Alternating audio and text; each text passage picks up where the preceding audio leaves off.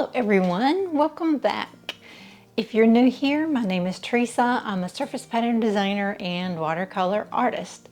And today we are going to paint loose watercolor florals in a pumpkin.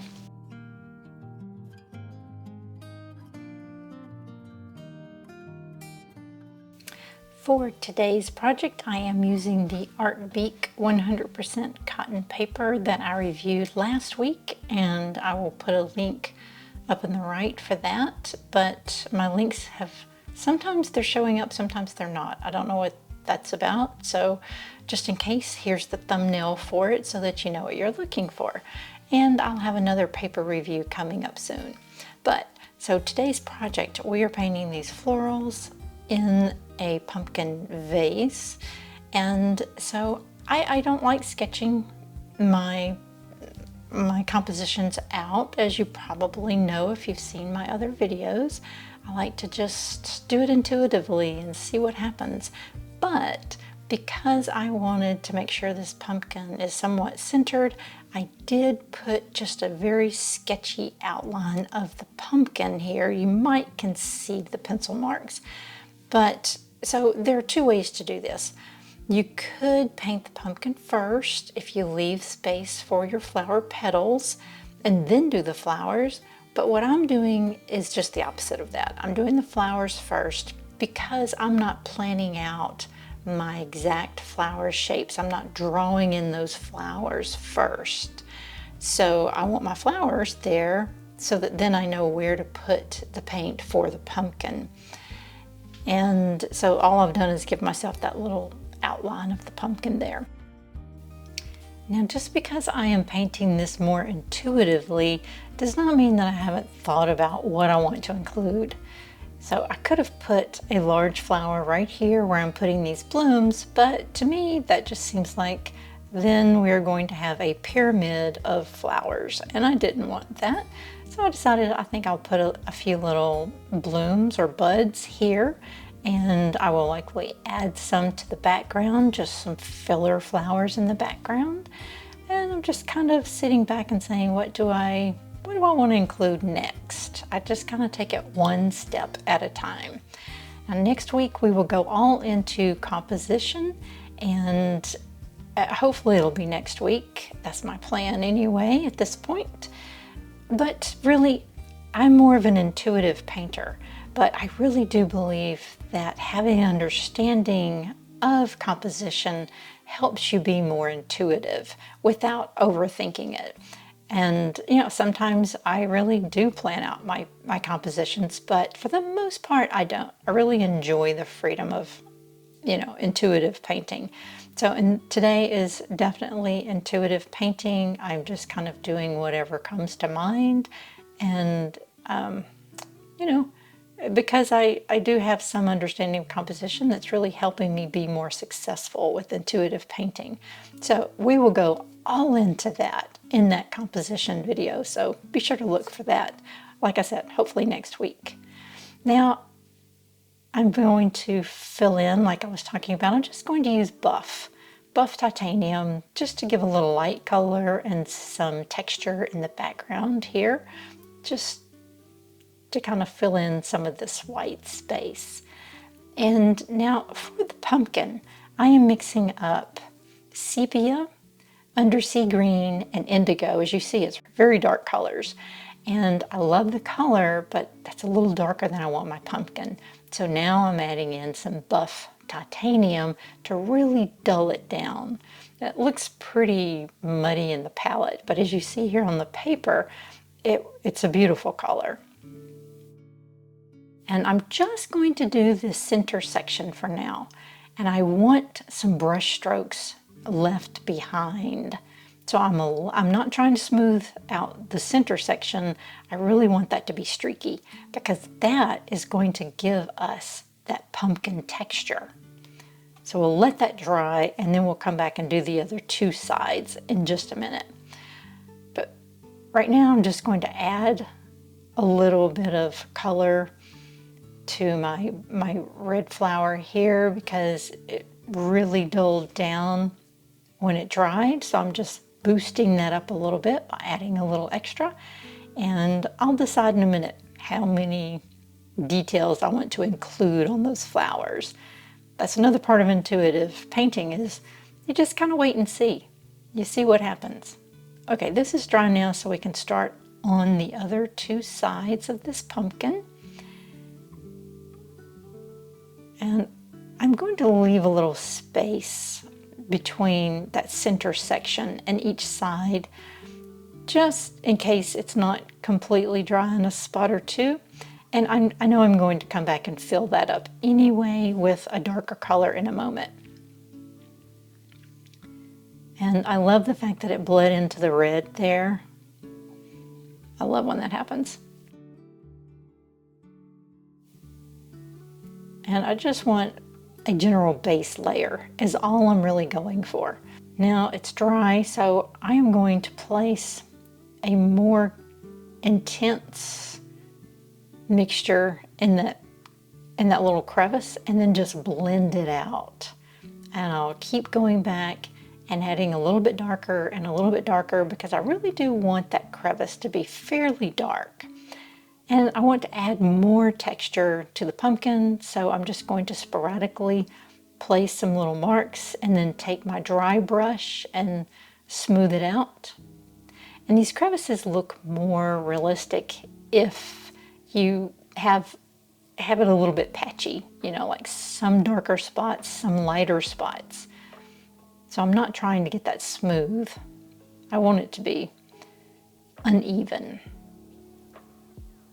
And I'm going to add a lot of this color in here to get some of the depth going. And we'll add shadows in a second. I'm just kind of looking for the natural spots where the paint's wanting to accumulate, so that I can use that to my advantage for those crevices.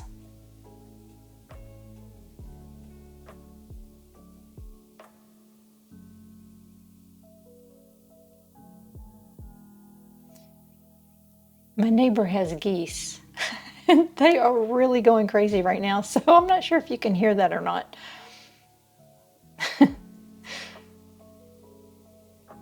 Now I'm adding in some shadows, and I'm doing this with, first I'm just using straight undersea green. Because undersea green is in our original mixture for the pumpkin, it's going to blend very well as a shadow. And I can already tell that's not quite as deep as I want it to go. This would be great for the outside edges of the shadow. And I'm just smoothing it out, but I'm now going to put in some indigo, because that will be much darker. So if I just drop the straight indigo on top, that should work really, really well, because indigo is also in our original mixture. And I got a little bit outside of the pumpkin there, but that's no problem. We'll just wipe that up. And I'm going to put a shadow here anyway, so it doesn't matter. I just don't want it to be intense right there. And now I'm going to extend that vine over to the other side, because we do want some balance. And I'll make the leaves that are closer to the pumpkin darker, because they're really in the shadows. So they'll be darker, and they'll cover up the edge of the pumpkin, so that they're overlapping the pumpkin rather than going behind the pumpkin. And we really want darks, mediums, and lights throughout the whole composition, so that dark will be very nice. And I'll do this leaf as well, at least part of the leaf, to show that it's also in the shadows.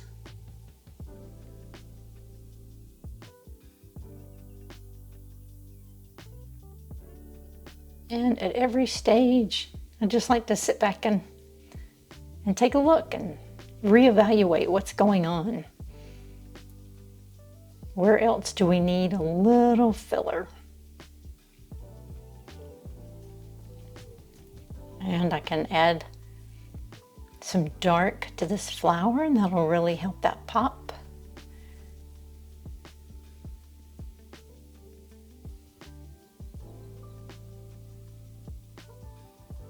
And I'm adding some just a little touch of greenery around these buds. I don't really like the way that one turned out, but that's okay.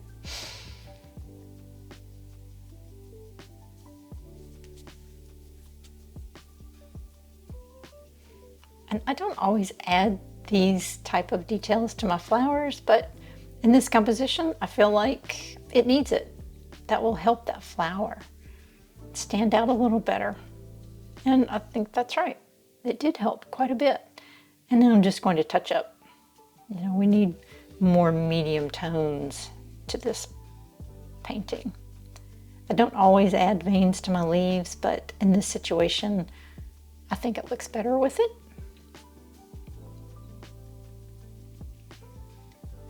And I know I need something else, but for the moment, I'm just going to go ahead and do the shadow. And for the shadow, I'm just using sepia and buff with just a touch of our pumpkin mixture in with it so that it blends really well. And I'll put a little more sepia just at the base there because most shadows are darker, closer to the object that they are. And then I stepped away from this for a little while. And, you know, just to think about it. I had supper, cleaned the kitchen, you know, things like that. And then decided, okay, I want to go look at it again. And then it was more clear to me of what this composition really needed. So we needed more filler and another color. So we have yellow in this composition already, but a little more yellow will really help it blend. And a little more filler, take up some of that white space and balance out this pumpkin. Kind of leaning with that limb up high, it's kind of leaning more to the right. So I really want more even weight across the center. So I'll add a little bit of these flowers to either side, and I'm just using my smallest wedge brush here. You know, and these little flowers are just a little flick of the brush. You don't have to pay attention to which direction you're going. You can just do a combination of 2 or 3 and just have the idea of little flowers. And that's plenty. And I've used several different brushes. I've used my Grabby Quill brush number 4 and the smaller one, the number 1, throughout this composition.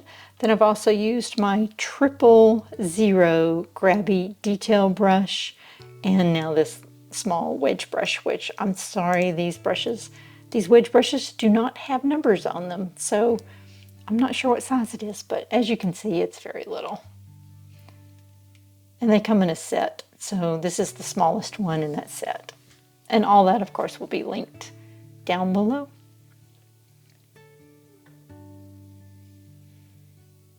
Well, I'm just going to add a few more right in the background here. And I think that's it. That's all I'm going to do. I like it.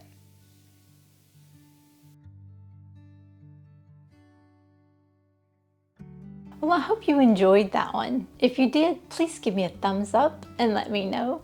And if you painted along with me, post it on Instagram using the hashtag #paintingwithbeala so that I can see it and I can comment on it. If you haven't subscribed already, please consider subscribing. Thanks so much for watching. Hope to see you next week.